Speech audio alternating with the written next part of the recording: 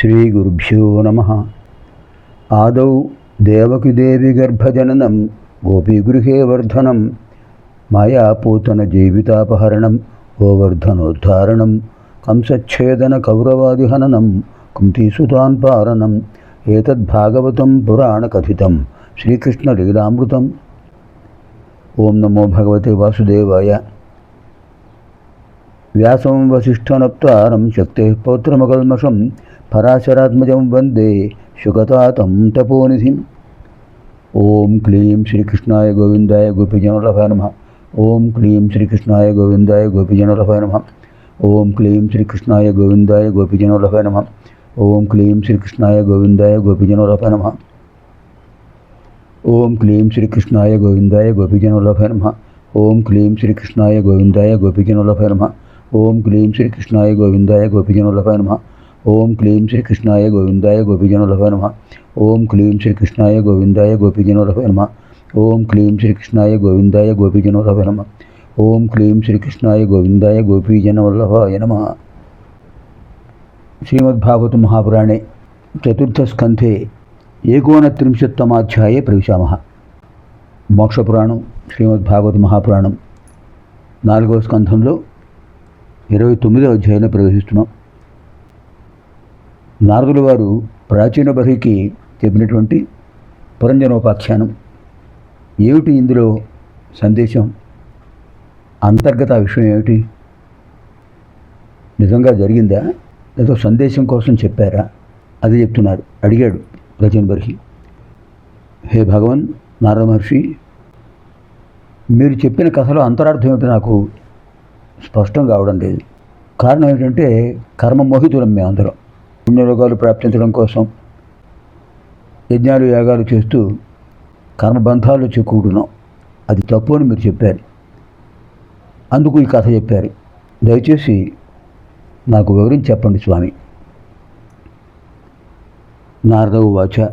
నారదులు అన్నారు, మహారాజా, పురం జన ఆ పదాన్ని ఒకసారి విశ్లేషించి చూడు. పురం జనయతీతి పురంజన. పురం జనయతీతి పురంజన. పురం అంటే దేహం. దేహమును జనింపజేసేవాడు, ఏర్పాటు చేసేవాడు, దేహాన్ని కదిలించేవాడు, దేహం ద్వారా అన్ని పనులు చేసేవాడు ఎవరు? పురంజన అంటే జీవాత్మ, జీవుడు. ఇక్కడ పురంజనుడితో పాటు వెంట వచ్చినవాడు అవిజ్ఞాతుడు. విజ్ఞాత అవిజ్ఞాత. అతని గురించి ఎవరికి తెలియదు, అతనికి మాత్రమే అతని గురించి తెలుసు. ఏమైంది? అలాంటి మిత్రుడిని విడిచిపెట్టేసి మోహభ్రాంతితో నవద్వారపురంలో చేరాడు. ఇంకా అక్కడ కనిపించిన స్త్రీ ఎవరు? పేరు తెలియదని చెప్పింది. తనే పేరు పెట్టాడు. ఏం పేరు పెట్టాడు? పురం జని. తన పేరు ఆవిడ పేరు ఒకే విధంగా ఉండాలని ఆవిడ అభిప్రాయం. సుబ్బయ్య సుబ్బమ్మ, వెంకయ్య వెంకమ్మ, రామయ్య రామమ్మ, అలాగా నా పేరు పురంజనుడు కనుక ఆవిడ పేరు పురంజని ఉంటే బాగుంటుంది అనుకున్నాడు. పెట్టాడు. సరే, ఆవిడ కాదనలేదు. ఎందుకంటే అతనిపై మోహభ్రాంతితో ఉన్నది. పరస్పరం మోహభ్రాంతితో ఉన్నారు. సరే, ఆవిడ ఉంటున్న నగరం ఏమిటి? అద్భుతమైనటువంటి నగరం నవద్వారపురే దేహి. ఆ నవద్వారపురంలో చేరాడు ఈ దేహి. ఏమిటి నవద్వారాలు? నేత్రద్వయం, శ్రోత్రద్వయం, నాసికాద్వయం, ముఖం అంటే నోరు. 2, 6, 1, 7. కింద ఉన్నటువంటి మలమూత్ర ద్వారాలు 2, మొత్తం 9. ఈ దేహమే నవద్వారపురం. ఇంకా దీన్ని రక్షిస్తున్నవాడు ఎవరు? 5 పడగలున్న సర్పం. ఏమిటి 5 పడగలు? ప్రాణ, అపాన, వ్యాన, ఉదాన, సమాన, ప్రాణవాయువులు. ప్రాణవాయువులు మహాప్రాణాలు. ఉపప్రాణాలను మహాప్రాణాలు, వీటిని మహాప్రాణాలు అంటారు. ఈ 5 పడగలు, 5 పడగలున్న సర్పం నాకు రక్షిస్తుంది. ఇంకా ఈ పురంజనుడు ఏం చేశాడు? ప్రవృత్తి మార్గంలో ఉండిపోయాడు తప్ప నివృత్తి మార్గంలో లేడు. ప్రవృత్తి మార్గం అంటే లౌకిక వ్యవహారాల్లో మునిగిపోతున్నాడు, కామోపభోగ పరాయణుడు అయిపోయాడు.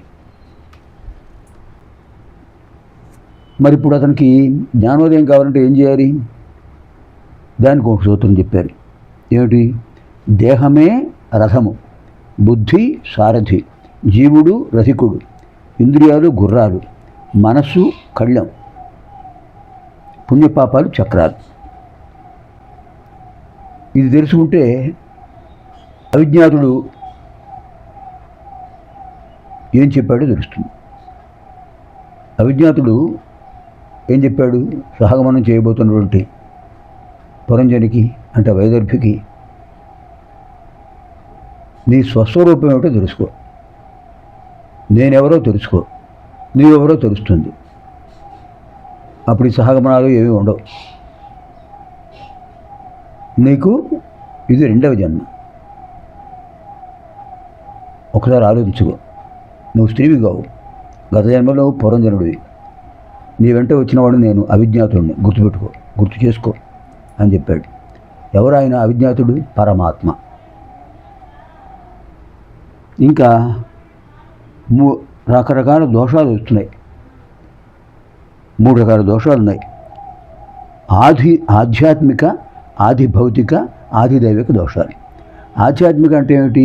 మన శరీరంలో నుండి కఫవాత పైచేదు దోషాలు, శారీరకమైన దోషాలు, వాటి వల్ల కలిగే దుఃఖం, ఆ దుఃఖంతో ఆధ్యాత్మిక దుఃఖం. ఇంకా ఆది భౌతికం అంటే అతివృష్టి, పంచభూతాల వల్ల కలిగేది. అతివృష్టి, గాలి, వాన, నిప్పు, వాటి వల్ల కలిగేది అతివృష్టి, అనావృష్టి, భూకంపాలు, అగ్నిబాధలు, అగ్నిపర్వతాలు బదలవటం, ఇలాంటివన్నీ కూడా ఆది భౌతిక కష్టాలు, వాటి వల్ల వచ్చేవి. ఇంకా ఆది దైవికం. ఆది దైవికం అంటే కర్మలు, ప్రారంభ కర్మలు, సంచకర్మలు, ఆగామి కర్మలు. ఈ 3 కర్మల వల్లనే జ్ఞాన మరణాలు ఏర్పడుతున్నాయి. సాత్విక కర్మలను ఆచరించేవాడు దివ్యత్వం పొందుతాడు. రాజసిక కర్మలు ఆచరించేవాడు మానవుడుగానే జన్మిస్తాడు. తామసిక కర్మలను ఆచరించేవాడు మానవేతర జన్మలు పొందొచ్చు, రాక్షసుడు అవ్వచ్చు. అంటే చివరి అవిజ్ఞాతుడు ఏం చెప్పాడు? అజ్ఞానం పోవాలంటే జ్ఞానప్రాప్తి కలగాలి.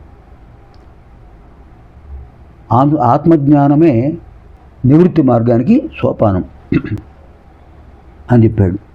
ఇలా నారదుడు ప్రాచీన బరువుకు చెప్పినటువంటి, ఉపదేశించినటువంటి అద్భుతమైన కథ పురంజనోపాఖ్యానం. పశుబలితో కూడిన యజ్ఞాలు, యాగాలు కూడా జ్ఞాన మరణానికి హేతువులవుతున్నాయి అని ఒక జింక కథ కూడా చెప్పాడు. ఆడజింక, మగ జింక సంతోషంగా ఉంది. అటు ఇటు తోడేళ్ళు, ఒక పక్క తోడేళ్ళ గుంపు, ఒక పక్క వేటాడు గుంపు. అవి చూసుకోలేదు. చివరికి మోహభ్రాంతిలో పడ్డాయి, 2 మరణించాయి. అలాగే నువ్వు జాగ్రత్తగా చూడు. యజ్ఞాగాలు కాదు, అది ప్రవృత్తి మార్గానికి కారణం. నివృత్తి మార్గానికి భక్తి మార్గం.